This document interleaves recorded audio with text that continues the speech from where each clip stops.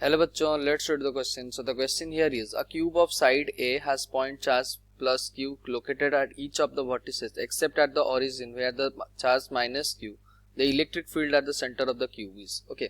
तो क्वेश्चन क्या पूछ रहा है, हमारे पास एक क्यूब है, हर एक पॉइंट में प्लस क्यू का चार्ज है और ओरिजिन में माइनस क्यू का चार्ज है. ओके, तो हमें पूछ रहा है सेंटर में इलेक्ट्रिक फील्ड कितना होगा वो पूछ रहा है. So the key concept of question here is, हमें अगर कोई पूछेगा इलेक्ट्रिक फील्ड वेक्टोरियली हम कैसे रिप्रेजेंट कर सकते हैं, इलेक्ट्रिक फील्ड वेक्टोरियली हम कैसे रिप्रेजेंट कर सकते हैं, मतलब E vector equals to magnitude. क्या मैग्नीट्यूड कैसे लिखते हैं, K Q upon A square. Okay, K Q upon A square. उसके बाद अगर हम वेक्टोरियल रिप्रेजेंट करेंगे तो ए कैप लगा देंगे, तो हम क्या लिखेंगे, के Q upon A square into A cap क्या होता है, ए वेक्टर अपॉन ए मैग्नीट्यूड. ओके, तो ए मैग्नीट्यूड क्या होगा, तो ये कितना हो गया, के Q A vector upon A cube हो गया. ओके, ये हमारा इलेक्ट्रिक फील्ड हम रिप्रेजेंट कर रहे हैं कैसे, वेक्टोरियली. तो जैसे कि हमारे पास पूछा गया है, हमें क्या पूछा, एक ऐसे एक्सिस है हमारा और यहाँ ये हमारा ओरिजिन है, ये ओरिजिन है. तो ओरिजिन में माइनस क्यू चार्ज है और बाकी सारे पॉइंट में, ये क्यूब के बाकी सारे पॉइंट में प्लस क्यू का चार्ज है. ओके, मान लो ये हमारा एक क्यूब ड्रॉ कर देते हैं, ये क्यूब है. ओके, तो बाकी सारे पॉइंट में हम मेंशन कर देते हैं ये प्लस क्यू का चार्ज है, ये प्लस क्यू का चार्ज है, ये इधर प्लस क्यू, इधर भी प्लस क्यू, ये प्लस क्यू, ये भी प्लस क्यू, इधर भी प्लस क्यू. ओके, पर माइनस क्यू कहाँ, ओरिजिन पे, यहाँ माइनस क्यू. ओके, तो ये जो माइनस क्यू को मैं क्या लिख सकता हूँ, ये माइनस क्यू को मैं ऐसे लिख सकता हूँ, minus two Q plus Q. Okay, ऐसे हम लिख सकते हैं. तो जैसे कि हमें पूछा गया है at the centre of the charge पूछा गया है, मान लो हमारे पास एक ऐसा प्लस क्यू का चार्ज है और यहाँ एक प्लस क्यू का चार्ज है, equal and opposite charge, equal charge है ना, और बीच में कहीं इलेक्ट्रिक फील्ड पूछ रहा है. तो इस ये जो लेफ्ट वाला प्लस क्यू के लिए इलेक्ट्रिक फील्ड किधर होगा, इस तरफ होगा, that is E1. And right वाला के लिए इधर इलेक्ट्रिक फील्ड कितना होगा, E2 होगा, अपोजिट होगा. एंड E1 हमें क्या पता है, E1 इक्वल्स टू E2. तो नेट इलेक्ट्रिक फील्ड क्या हो जाएगा, नेट इलेक्ट्रिक फील्ड यहाँ कितना हो जाएगा, इक्वल्स टू 0. ओके, तो इधर अगर क्यूब में देखें, क्यूब के हर एक पॉइंट के लिए उसके पास अपोजिट डायरेक्शन में, मतलब अपोजिट डायरेक्शन में एक चार्ज प्रेजेंट है, मतलब हर एक कर्नर के अपोजिट में एक चार्ज प्रेजेंट है. मान लो ये वाला कर्नर हम देख रहे हैं. ओके, मान लो ये वाला कर्नर हम देख रहे हैं, इसके अपोजिट में कौन सा चार्ज है, ये वाला चार्ज है. और तो हम अगर मिडिल में इलेक्ट्रिक फील्ड निकालने के लिए चाहेंगे तो इलेक्ट्रिक फील्ड क्या हो जाएगा, इन दोनों चार्ज के वजह से 0 हो जाएगा. ओके, मान लो और एक पॉइंट ले रहे हैं, मान लो ये वाला पॉइंट ले रहे हैं, उसके इसके ऑपोजिट कौन है, ये वाला चार्ज है.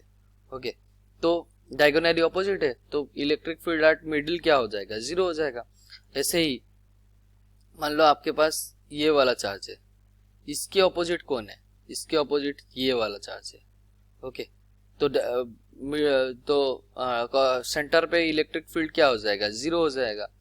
और एक कौन सा पॉइंट है, और एक पॉइंट छूट गया है जो कि सेंटर पे, जो कि ओरिजिन पे है.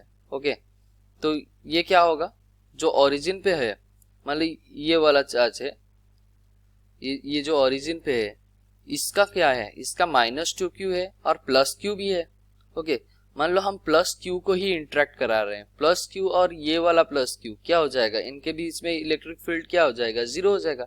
पर बचेगा कौन, माइनस 2q. तो जो भी इलेक्ट्रिक फील्ड जनरेट होगा, whatever will be the electric field, whatever will be the electric field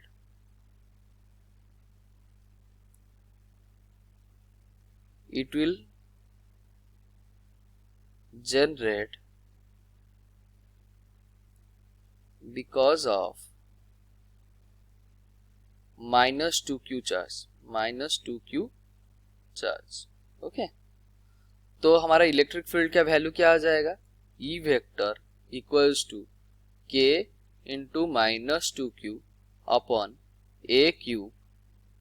okay, sorry A cube नहीं, हमारा कहाँ पूछा है, एट द सेंटर पूछा है। तो सेंटर में अगर बताएं तो ये मान लो ये आपका ये सेंटर है, इसका कोऑर्डिनेट क्या होगा, इसका कोऑर्डिनेट हो गया a/2 a/2 a/2।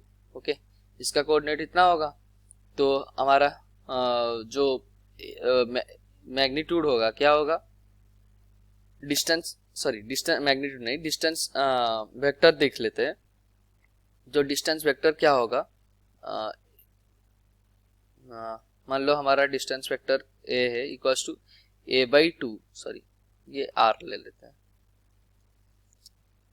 मान लो ये r है डिस्टेंस वेक्टर जो है, तो a/2 x cap plus a/2 y cap plus a/2 z cap, ये हमारा ये वेक्टर है r वेक्टर। तो इसका मैग्नीट्यूड क्या हो जाएगा, a/2 का स्क्वायर प्लस a/2 का स्क्वायर प्लस a/2 का स्क्वायर का अंडर रूट।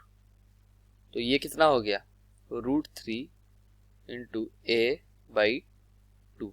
ओके, तो ये हो गया हमारा the magnitude of the distance vector.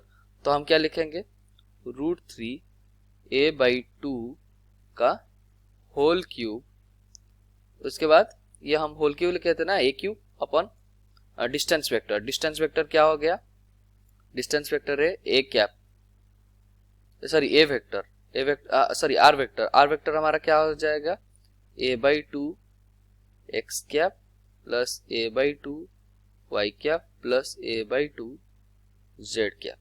Okay, ये हमारा वेक्टर हो गया। तो इसको अगर हम सॉल्व करेंगे तो हमारा क्या आ जाएगा, E इक्वल्स टू -2q, और k को हम क्या लिख सकते हैं, 4πε0। तो -2q 1/4πε0। तो इसको अगर हम सॉल्व करेंगे तो 2q -2q upon 3√3 πε0 square whole into x cap plus y cap plus z cap. Okay, तो हमारा आंसर कौन सा हो गया, that is -2q upon 3√3 πε0 s square s x cap y cap plus z cap. Okay, तो sorry ये l लिख दिया, ये a है, a स्क्वायर। ओके, तो हमारा answer C, option number C, that is -2q upon 3√3 πε0 a square x cap plus y cap plus z cap is our correct answer. Hope you understood well. Best of luck. Thank you.